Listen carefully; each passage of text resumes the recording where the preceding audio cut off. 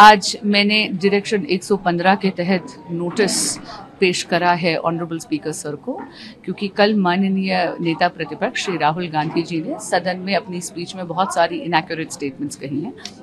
उन्होंने कहा कि अग्निवीर स्कीम में किसी प्रकार का कॉम्पनसेशन नहीं मिलता। ये सरासर गलत है। अग्निवीर स्कीम में 1 करोड़ रुपए तक का कॉम्पनसेशन मिलता है अगर अग्निवीर शहीद हो जाते हैं तो।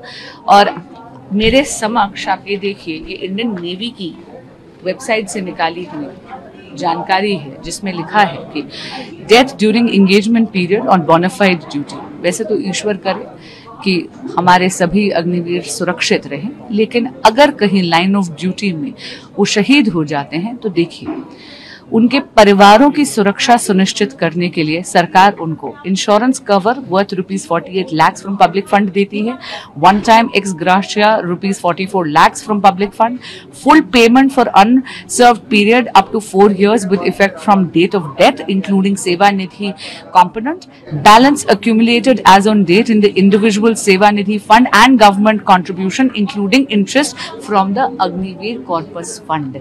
यानी जो माननीय नेता प्रतिपक्ष कह रहे थे कि कोई कॉम्पनसेशन नहीं मिलती, ये बात सरासर झूठ है, असत्य है।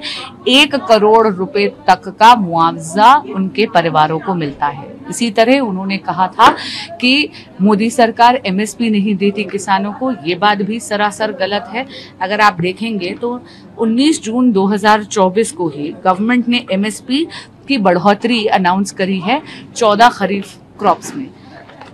एक आंकड़ा मैं आपके समक्ष देना चाहूंगी, अगर आप इसमें देखेंगे 100% से ज्यादा बढ़ोतरी हुई है MSP की कुछ क्रॉप्स में, जैसे कि ज्वार में 124%, बाजरे में 110%, रागी में 186%, तिल पर 270%, नाइजर सीड्स यानी कलौंजी में 147% और मसूर दाल पर 118%।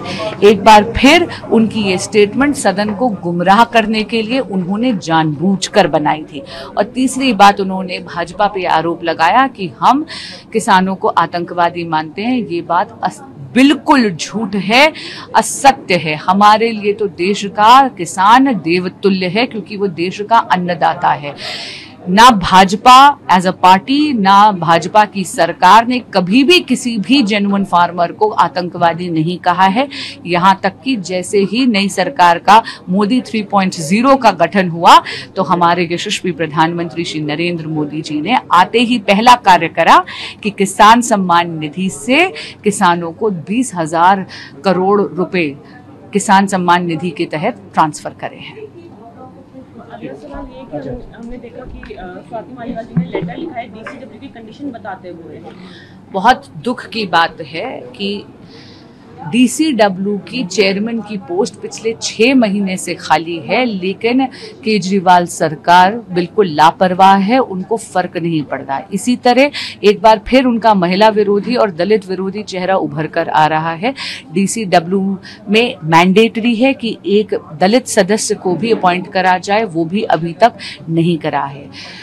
इतनी खस्ता हालत में है DCW कि आज के दिन जो महिलाओं के लिए हेल्पलाइन है, वो जैसे ही दिल्ली सरकार ने टेक ओवर करी वो डिफंक्ट हो गई है, क्योंकि इन्होंने नेग्लिजेंटली उसको हैंडल करा है। उसी तरह अगर आप देखें तो बजट में इन्होंने कटौती करी है, फंडिंग नहीं दी है इस पूरे साल की, जिसके कारण वेतन नहीं मिल रहा है एम्प्लॉयज को। और ये एम्प्लॉयज वो हैं जो फर्स्ट रिस्पोंडेंट्स हैं, जैसे कि काउंसलर्स हो गए, हेल्पलाइन काउंसलर्स हो गए, पंचायत काउंसलर्स होंगे। सिमिलरली रेप क्राइसिस सेल के लॉयर्स तक को ये पैसा नहीं दे रहे, और ये तब है जब ऑनरेबल हाई कोर्ट ने एक नहीं बल्कि 2 बार निर्देश दिए हैं, 9 मई 2024 को और 30 मई 2024 को। लेकिन ये पहली बार नहीं है। केजरीवाल सरकार जो अपनी ही महिला सांसद की सुरक्षा केजरीवाल जी अपने ही घर पे सुनिश्चित नहीं कर पाए अपनी मौजूदगी में, तो वो दिल्ली की महिलाओं की सुरक्षा क्या सुनिश्चित करेंगे, ये उसी बात को परिलक्षित करता है।